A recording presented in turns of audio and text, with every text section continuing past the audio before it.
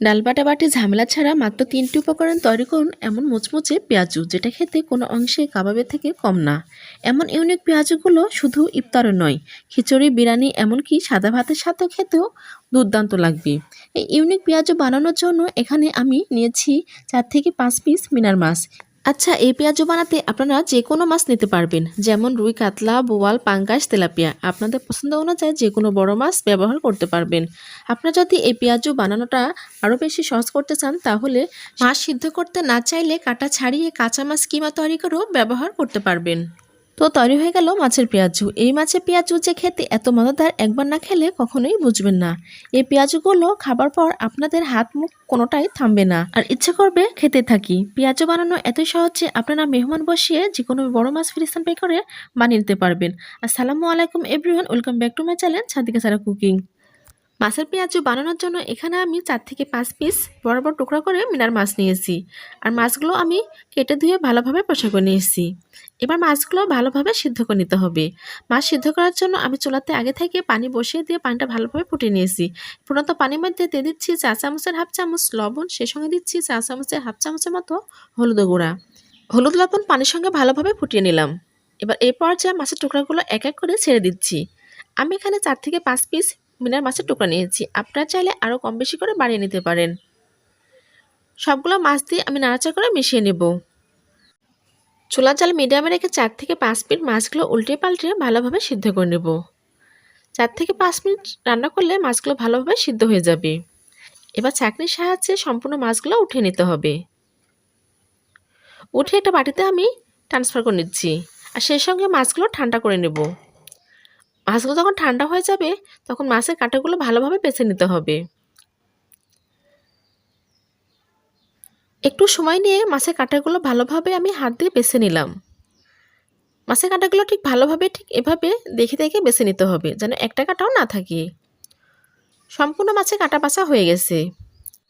বেছে রাখা মাছের মধ্যে দিয়ে দিচ্ছি ১ কাপের মতো পেঁয়াজ কুচি। কারণ আমি আজকে তৈরি করব মাছের পেঁয়াজু, সেজন্য পেঁয়াজের পরিমাণটা বেশি লাগবে। মাছ আর পেঁয়াজু ভালোভাবে মিশিয়ে নিলাম। ঠিক এভাবে হাত দিয়ে ভালোভাবে মিশিয়ে নিতে হবে। এবার এই পর্যায়ে কিছু শুকনো মশলা অ্যাড করব। প্রথমে দিচ্ছি আদা আর রসুনের পেস্ট ৪ চামচের ১ চামচ, হলুদ গুঁড়া দিচ্ছি ৪ চামচের হাফ চামচ, ভাজা জিরা গুঁড়া দিচ্ছি ৪ চামচের হাফ চামচ, গরম মশলা গুঁড়া দিচ্ছি ৪ চামচের হাফ চামচ, লাল মরিচা গুঁড়া দিচ্ছি ৪ চামচের ১ চামচ, লবণ দিচ্ছি ৪ চামচের ১ চামচ, লবণটা স্বাদ অনুযায়ী। সেই সঙ্গে দিচ্ছি কিছু বেসন। এখানে আমি কিছু পরিমাণে বেসন অ্যাড করব, ঠিক যতটুকু লাগবে বাইন্ডিংয়ের জন্য। কারণ এখানে আমি মাছের পেঁয়াজু তৈরি করছি। মাছের পেঁয়াজু বাইন্ডিংয়ের জন্য এখানে আমার বেসন লাগবে। আপনারা চাইলে চাউলের গুঁড়ো অ্যাড করতে পারেন। সবশেষে দিচ্ছি কাঁচামরিচ কুচি। এখানে বেশ কিছু কাঁচামরিচ কুচি দিয়ে আমি হাত দিয়ে ভালোভাবে মেখে নেব। সবগুলো উপকরণ ভালোভাবে মেখে নিলাম। আচ্ছা, এই পর্যায়ে আপনাদের মনে হয় আপনাদের পেঁয়াজু তৈরি করার জন্য পারফেক্ট তৈরি হয়নি, একটু শুকনো মনে হচ্ছে, তাহলে আপনারা এই পর্যায়ে কিছু পানি অ্যাড করে ভালোভাবে মেখে নিতে পারেন। আর যদি মনে হয় নরম হয়ে গেছে, তাহলে বাইন্ডিংয়ের জন্য আরও কিছু বেসন অ্যাড করবেন। পেঁয়াজু বানানোর জন্য মাছের পুরগুলো আমার ঠিকঠাকভাবে তৈরি হয়েছে কিনা আমি দেখিয়ে দিচ্ছি। ঠিক এভাবে কিছু হাতের মুঠোর মধ্যে নিয়ে একটু চাপ দিলেই পেঁয়াজু শেপ তৈরি হয়ে যাবে। আর দেখুন, এমন এবড়া তেবড়া করে পেঁয়াজু শেপগুলো তৈরি করতে হবে। এবার আমি পেঁয়াজগুলো ভাজার জন্য চুলাতে আগে থেকে প্যানে পরিমাণ মতো তেল দিয়ে তেলটা গরম করে নিয়েছি। পেঁয়াজু ভাজার জন্য ঠিকঠাকভাবে তেলটা গরম হয়েছে কিনা ছোট্ট একটু পেঁয়াজু শেপ ছেড়ে দিয়ে আমি তেলটা দেখে নিচ্ছি তেলটা ঠিকঠাকভাবে গরম হয়েছে কিনা। তেলটা ঠিকঠাকভাবে গরম হয়েছে। এবার এক এক করে সবগুলো পেঁয়াজু শেপ আমি ছেড়ে দিব, ঠিক যতগুলো আটবে।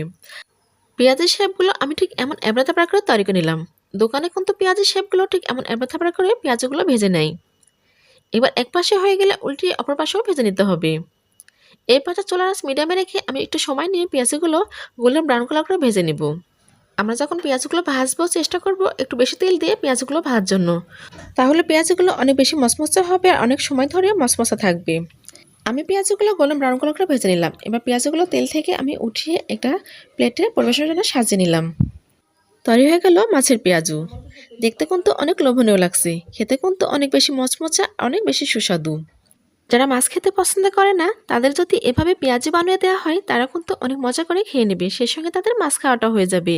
আর ইফতার টেবিলে যদি এমন পেঁয়াজু থাকে, তাহলে তো কাড়াকাড়ি বেঁধে যাবে। আশা করছি আমার আজকের রেসিপি আপনাদের কাছে অনেক বেশি ভালো লেগেছে। ভালো লাগলে লাইক, কমেন্ট, শেয়ার এবং সাবস্ক্রাইব করবেন। সাবস্ক্রাইব করে আমার চ্যানেলের সঙ্গে থাকবেন। আমি যেন আপনাদের মাঝে এমন মজার মজার রেসিপি নিয়ে হাজির হতে পারি। মাছের পেঁয়াজগুলো ভাজার পর কত বেশি কুড়মুড়া আর মচমচা হয়েছে আপনারা নিজেরাই শব্দ শুনে বুঝতে পারবেন। দেখুন না কত বেশি মচমচা আর কুড়মুড়া হয়েছে। একটা পেঁয়াজও ভেঙে আপনাদের দেখাচ্ছি পেঁয়াজগুলো কতটা বেশি কুড়মুড়া হয়েছে। হাতে নিয়ে চাপ দিলে পেঁয়াজগুলো ঝরঝরা হয়ে যাচ্ছে। আমার তো আর বাড়িয়ে বলার প্রয়োজন নেই, আপনারা নিজেরাই বুঝে নিলেন।